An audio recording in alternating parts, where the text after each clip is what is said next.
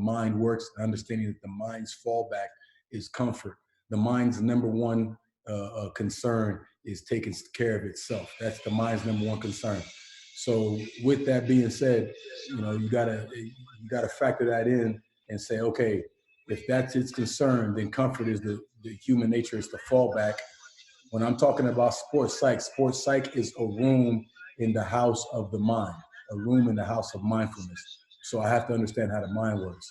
So with that, moving into sports psych, the one thing I didn't touch on that's a major topic when it comes to sports psychology is autonomy or control. Basically, controlling what you can control and understanding what you can't control, right? And that plays a part into everything that happens in sports psych, everything that happens in the training an athlete, because it's all about choice, right? Making a choice, making a decision, choosing to be whatever you're supposed to be that day, right? And then choosing to be the same person each and every day. It's all about a choice that we make, right? And then some things fall impede your progress of making that choice. Some things fall in front of you, and that's when you got to understand, well, okay, this is just life. These things happen, all right? So when we talked about sports psychology, the first thing we touched on was motivation. And in motivation, we talked about not just internal and external, but we talked about the 6 patterns of athletic motivation and how they're like heads and tails on a coin. So when you had the fear of failure, you also had the fear of success and expectations that were on the flip side of failure, right? Then you had underachiever, which was the tail on the flip side of the heads being the perfectionist, right? And then on the other side, you had learned helplessness, which was kind of like blaming the referees or blaming things that you couldn't control, so learning to be helpless. And on the flip side of that, you had learned effectiveness and trying to teach your athletes how to be effective and preparing to be their best in whatever day, whether it's an academic test or a field test or whatever it is. How can I set myself up to be successful? So learning how to be effective. And all those fit in the house or in the room of motivation, because you're talking about the psychology which fits in the house of mindfulness, right? So we talked about motivation, then we moved from motivation to confidence, talking about confidence being a choice, also confidence being a seed that gets watered early in the morning. As soon as you wake up, spend time with yourself, look in the mirror. Don't just hop on your phone and pour all of your soul and all of your time into somebody else's life. What are you about? What do you want to be that day? Spend some time with yourself, right? So then from confidence, we went from confidence to intensity and discussed passion and loving what you do and making sure that you have a real drive for what you're doing. And if you're not passionate about your job, just doing everybody a favor at that job and getting the hell on. You know what I mean? Just quit that job and move up out of there because it's terrible. If you're not passionate about your job, you're really in the way. And I understand we all got to make a living. And if you're just doing it to make a living, well, that's your motivation. So if you're doing it to make a living and that's your motivation, then it needs to be some type of level of achievement or a level of happening when you're just kind of doing what you have to do. But if you're just there and you're just kind of like dragging tail and complaining every single day, please hop on, right? And then from intensity, we slid over to emotional stability, and that was basically being the same person each and every day and understanding that to live is to suffer and to be alive is stressful. So certain things are going to pop at you each and every day. You can't complain about these things. They're almost expected because to live is to suffer, right? And to survive is to find meaning in the suffering. So you have to understand, like, okay, flat tires, drop cell phones, kids getting in trouble at school, whatever those little things are, that's why you're there. That's your job, is to correct those things, right? So stop complaining about them and understand that they're going to happen each and every day. Such is life, okay? So that was basically just being the same person each and every day, emotional stability. You can't be on a team with a guy that loses his top every single time the referee makes a bad call, because the ref's going to make a bad call. Guaranteed, as the grass is green and the sky is blue, the ref's going to miss a call. So you can't just be that guy every single game doing the same thing. All right. Then we moved up and we talked about focus and how focus is a really undercoached skill. Focus is a skill. Being able to zero in one snap at a time is a skill. Understanding that I can choose to focus, understanding that, okay, I can block outside noises out and I can choose to pay attention to you is a skill. All right. So we discussed that. We talked about all the distractions of what the young people are dealing with nowadays. I don't think it's a light work. I don't think it's light conversation to say that this is probably the most distracted a human being has ever freaking been. I mean, you got everything. People can get at you no matter when they want to get at you. People can call, text you, tweet you, whatever they want to do, they can get at you. You can't get away, ever, right? And then the last thing, which was the top of the pyramid, was pain, discomfort, and being able to understand and to deal with it. And then we used analogies. We talked about steam being a purifier.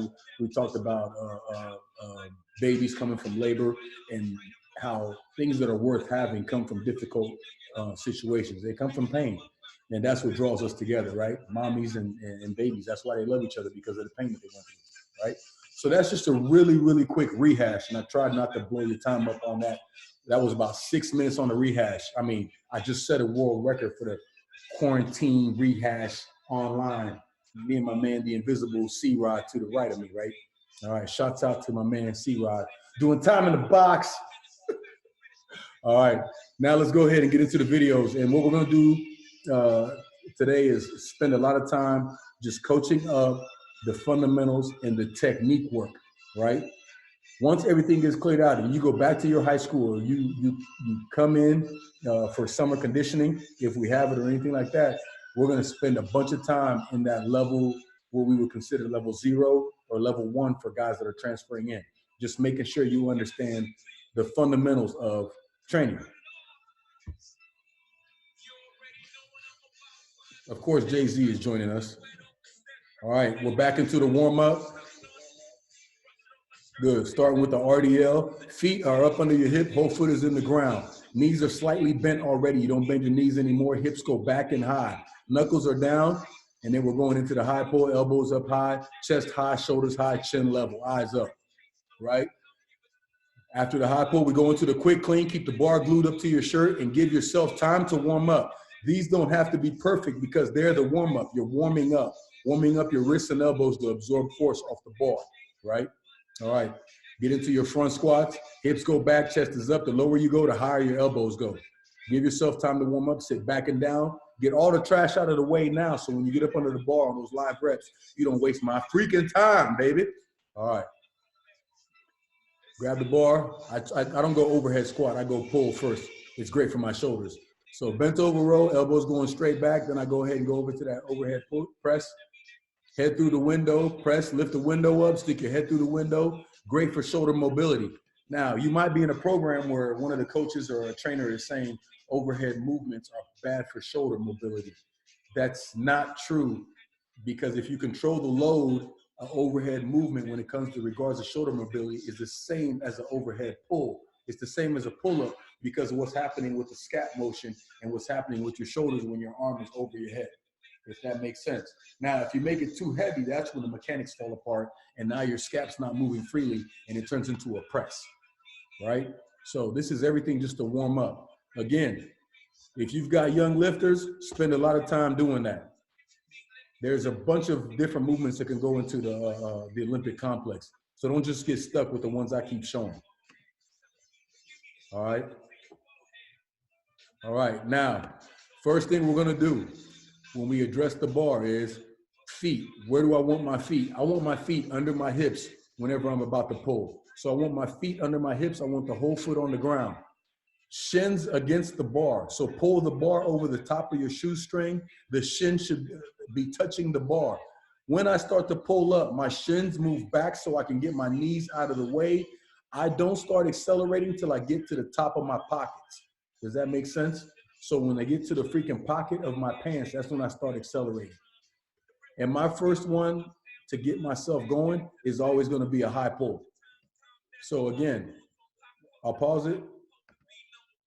Feet up under your hips, whole foot's on the ground, shins touching the bar, bar against your shoelace or up against your shins, whatever you want. Knuckles down, elbows turned out, upper back locked in, lower back locked in. Once I start pushing through the ground, my upper back, upper body, torso acts like a hook. I'm not moving the weight with my torso. I'm moving the weight with my legs. My upper body is just locked in and I'm pressing my legs through the ground. Pull the bar up against your legs, push your knees back to get the knees out of the way, or don't do it and scuff your knees. Either way, I'm good with that. right? I prefer to move my knees out of the way so I don't leave blood on the bar for the next lifter, okay? And then after I get to the bottom of my pockets, I said top of my pockets, I meant to the bottom of my pockets. Once I get to my pockets, I accelerate and try to get as tall as I can. You'll hear the word explode a lot when you're dealing with strength coaches, and I hate that because you're not exploding. Come on, man. This isn't the Avengers. You're not going to explode. You're just going to press through the ground and do it as fast as you can. All right? You know, come on. And then they explode. Chill out. All right? You know. All right. Here we go. Now, let's see how this goes. Feet up under your hips. Bar against the shin. Knuckles down. Elbows out. It should look the same each and every time. Good. Good extension. What I need to get doing is I need to start bringing my hips more. I'm not being violent enough with my hips. You know what I'm doing? I'm acting like those cocky athletes. I feel like I got it together. I can get like that sometimes. It's all right. Good. Bring it. Hit it. Good. That's the first pull. Don't jump backwards. Go straight up. Now, let's spend a little time on talking about that angle of that, going straight up. You'll hear a lot of sport coaches and position coaches, their number one complaint when it comes to the weight room is often this guy's a weight room guy. He's a lifting guy. What he does in the weight room doesn't translate to the field. And that's where, as a strength coach or somebody that's training the kid, you could actually help them, because if you coach things up in a you think about the athlete and the way that they're going to move on the field, on the grass, track, court, whatever. Put their feet up under their hips as often as you can, because then what that'll do is it'll translate to when they're on the court. If you don't do a great job with the fundamentals of where they put their feet, and you don't start with everything being on the ground, then a lot of what they do in the weight room doesn't translate to their athletic endeavors, right? It just stays in the weight room, right? It's kind of like, keep up with me if you can, or you could just judge me when we're done. It's kind of like a wide grip on a bench. A wide grip on a bench that has nothing to do with football. It has nothing to do with shot put. It has nothing to do with javelin. It has nothing to do with anything athletic. A wide grip on a bench has to do solely with bench press, with getting the number up and creating a baseline strength, which is important when you're training an athlete, is creating a baseline strength. But you also got to understand what that does to the shoulder, what that does to the freaking rotator cuffs and all that stuff, the potential of injury to the pecs, all that. So going back to my original point is trying to do as much as we can do to make what we do in the weight room and what we do in training transition over to athletics, right? You could say I'm wrong. This is America. That's fine. You can say that. That's all good. All right, here we go. We're back into it. Get going, boy. Good. Good pull. He's got to get a little faster with his hips. He's got to get a little bit more attitude with his hips. He's acting a little nonchalant. Get that thing going. Bring your hips. He's acting like he's got it made, really. You know, you start to see that in professionals, guys that have been doing this for a long time. They just move stuff like they know what they're doing. Good. Big pull. I'm jumping back. That's my little deal. Feet up under the hips. The one thing you can tell from all these, it's hard to tell which set is which because the setup is always the same.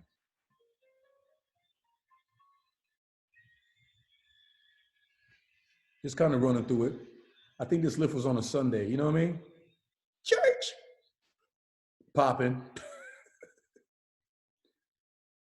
Wait for C-Rod to hop in there and hit a set. It ain't going to happen. Dirt bomb, man. This cat's a dirt bag. Boom. Not bad. All right. Before we get done with this, again, feet up under the hip, whole foot on the ground, bar over the top of the shoelace, touching the shins. Knuckles are down. You're going to pull the bar into your body. You're pulling the bar towards yourself. And to do that, you got to push your knees back, pull your knees back to get the knees out of the way so the bar can travel. Keep the bar glued to you so that way it's moving straight up, right? Your torso is locked in. The torso is not what's moving the bar.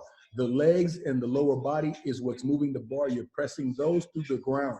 And at the same time, simultaneously, you're going to extend the ankle, knees, and hips. Big shrug. And when the bar gets to the bottom of the pockets, that's when you start your transition as far as going into your clean movement. And you want to do this well enough to be accelerating to get it so it transitions to athletics, to jumping. I jumped my feet out a little bit. That's a punk move. All right. Now we're into squats. Now, on the squat, I'm going to take my feet, I'm going to widen them just a little bit. I'm going to widen them to a little bit outside my hip, right up under my armpits, right? Almost like into my player stance. The reason I'm doing that is because mobility issues. I need to do that. If you're a super mobile guy and you can squat a ton of weight with your feet right up underneath your hips, when you go ahead and load your spine, go ahead and do it.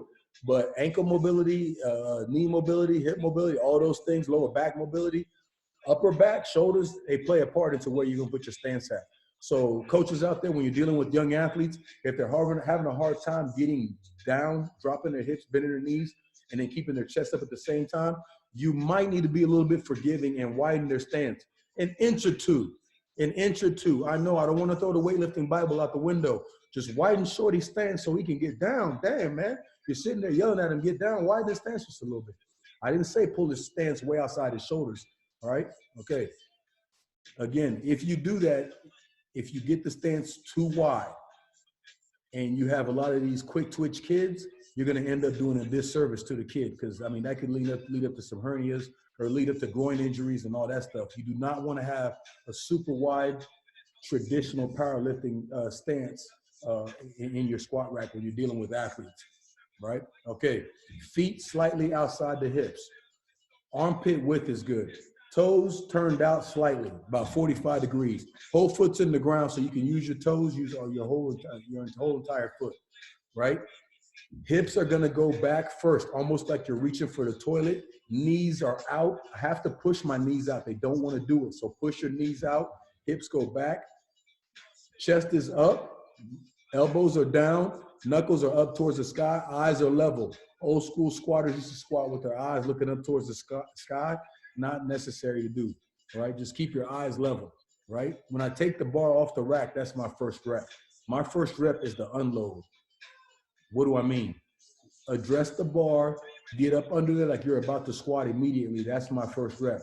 Take big air, get the bar off the rack, lock your midsection in, hips go back, knees go out. Then after that, drive up. There's no speed limit on the drive up. All right, here we go. Getting down. Old man, take time to get down, baby. Get down. Good. Midline of the thigh parallel to the ground. I don't care what you say. That's just what I do. You can say what you want. Midline of the thigh parallel to the ground. I'm not going to sit my butt on the ground. I'm an athlete. I got to go to practice. If you're going to do that, you might use everything I got up in the weight room. You can argue me all you want. I don't care what you say. Sit back and down. 90 degrees. Good. Little high on that one. Get in there, man. Good. Better rep there.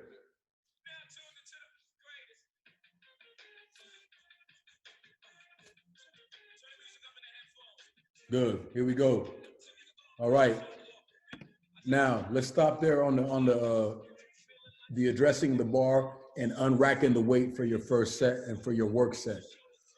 Young lifters and coaches that are coaching young people. I got a 13-year-old and I got a 17-year-old. If they're in your high school weight room, they do not need to walk out freaking, to the end of the rack to get their squat set in. Let me go ahead and rewind that a little bit.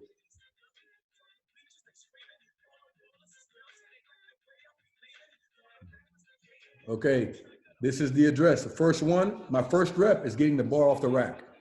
I'm locked in, drive the bar up.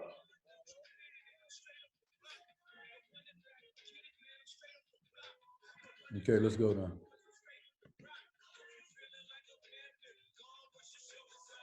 I'm gonna hit these, I wanna get to that.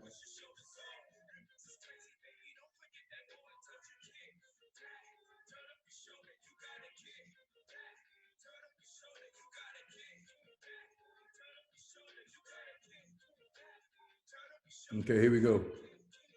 Okay, bar comes off, 6-inch step, 6-inch step. So that's the main point. 6-inch step, 6-inch step. You don't need to run all the way back to the other side of the weight room to get squatting, because if you do that, you're gonna put the spotter, the coach, or whoever is helping the young person in jeopardy, and you can put the young person in jeopardy. Before they go, lift the catches up. Lift the safety bars up high enough to where if something happens, they can dump the bar. Now, on this video and in my garage, there's no safety catches, but I'm also taught and I'm proficient that if I get stuck or if I get in trouble, I'm going to bail on the bar, right? You got to learn how to do that. Safety first, health first. I got a belief that you have kids, then you become a better coach because you're in charge of somebody else's kid, somebody else's son, somebody else's daughter. When you're loading that back up, make sure that you have safety measures and precautions in line, right? And that you went over them on the orientation with the athletes. The very first day they're in your weight room, you're going over safety first. How they're going to spot each other, how they're going to unrack the bar, how they're going to rack the bar. That's the only thing that needs to happen on the first day. I don't care who your mom is. I don't care who your dad is. The very first day, you're not going to lift. You're going to show me you understand the safety and precaution of what we're doing in the weight room. Good. Big air. Elbows are down. Too much movement right now. Hips go back. Get busy.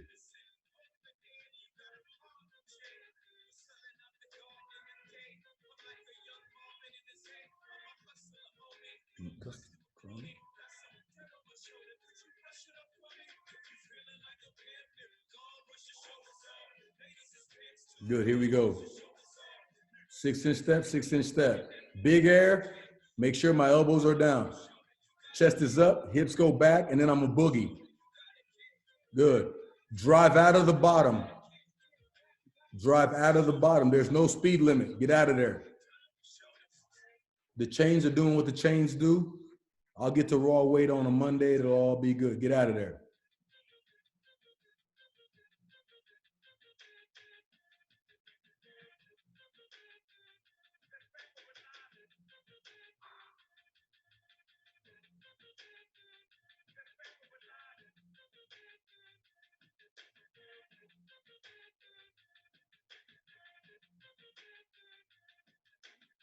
Hamstrings hot, C-Rod. I had to go jump in the pool. Hammies was on heezy. That's heat, steam. Rack that thing.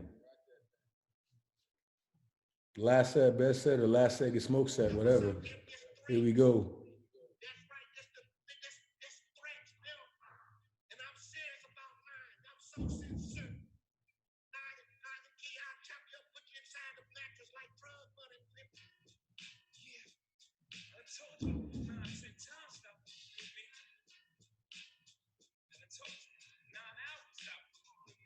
All right, now we're going into pulls.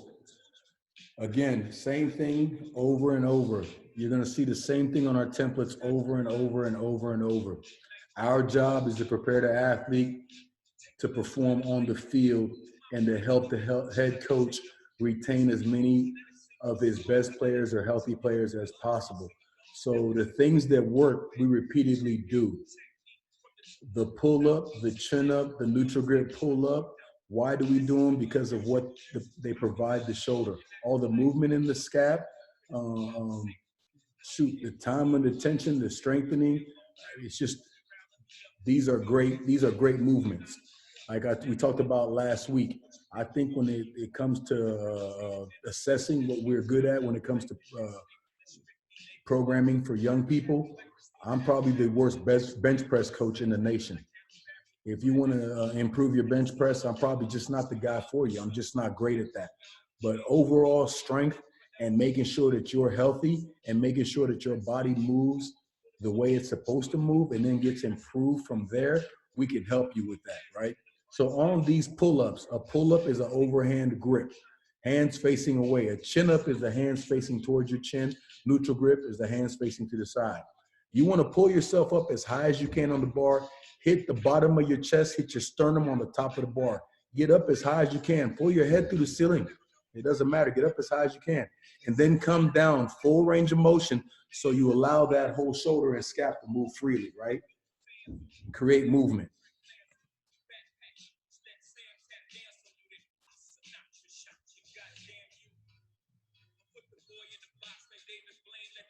Don't get tired now. Pull, sucker. Sucker making that face. He's working hard. See, Roddy, waiting for you to go.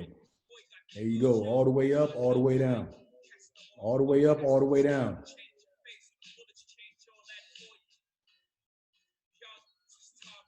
You want to get a great bench press, so you got a guy that can bench press 400. He can bench press 500. can he pull 800 and can he pull 1,000? Think about the way the human body works. Think about what you're doing when you're playing the sport of football, when you're playing the sport of basketball, when you're playing really any sport. When's the last time an athlete stepped off the court and said, oh, my chest and my pecs are so sore. I'm so glad that I did all that bench pressing. It was really beneficial. You're just not going to hear that. You know what I mean? I'm sorry. You do it because it looks good. It's going to look good in the Abercrombie and Finch catalog. If I'm walking up towards you and I'm an athlete and I got great, gorgeous pectorials and they're sitting on shelf, they're sitting on, you know, on big brawl like, and then I got like a 12 pack of abs and I look great walking towards you, chances are I'm an Abercrombie and Finch model, or I'm like some type of like just, you know, beach boy. I'm not an athlete. Now, if I'm walking away from you and I have a big, thick neck that sits in between two traps, that sits in between two boulders that look like shoulders, and then on below those, there's a big wide back, a lat, and then my butt is a bubble, like a goose, like it sits out like the flatbed of a truck, 150, like my man AJ Richter drive. And then like I got big hamstrings sitting out the back of my pants and big calves. Chances are I'm an athlete. I produce force. So the things that produce force are behind your body. The things that produce force are behind your body posteriorly. The things that keep you from getting injured are behind your body, because your body uses those things to propel itself forward. I'm having a good time. I'm talking a lot of trash because we're on quarantine, man. I'm wearing white because we're on quarantine. You're not going to make me boring, C-Rod. All right? This is the virus. Shouts out to my man, Chris. All the way up, all the way down.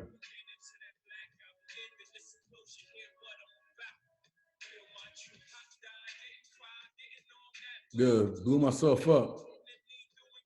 Don't start swinging your legs. Stop being a punk.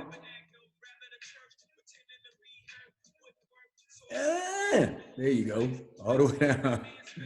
Last set, or is it third set? Last set, best set. Let's see how many we can go out. You trying to make a point. I ain't old. Who called me old? Who said I'm old? Your mama's old. Keep pulling, boy.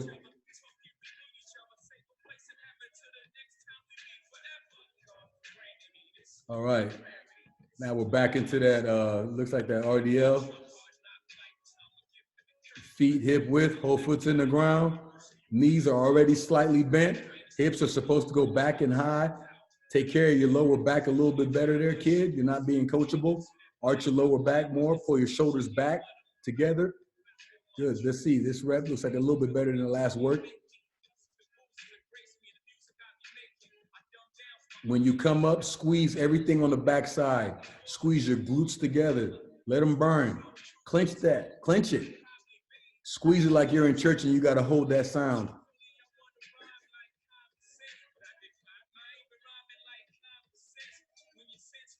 Chris, is that my couch in the corner with the plastic wrap on there? Is my grandma coming to visit? What's the deal? All right, quarantine. Reach it back. Quarantine, man. You're going to come out, you're going to turn this on one day. I'm going to have a full beard. That's how long we're going to be up in this joker, man. I'm starting to feel better, getting full range of motion on that. All right, hey, listen, again, appreciate you guys tuning in, man. I hope you're having a good time. I'm going to talk a lot of trash and try to keep it fresh and all that stuff. Next time we pull back in, I think it's tomorrow. We'll try to set it up so you can have some questions, a little bit of interactive type deal going on.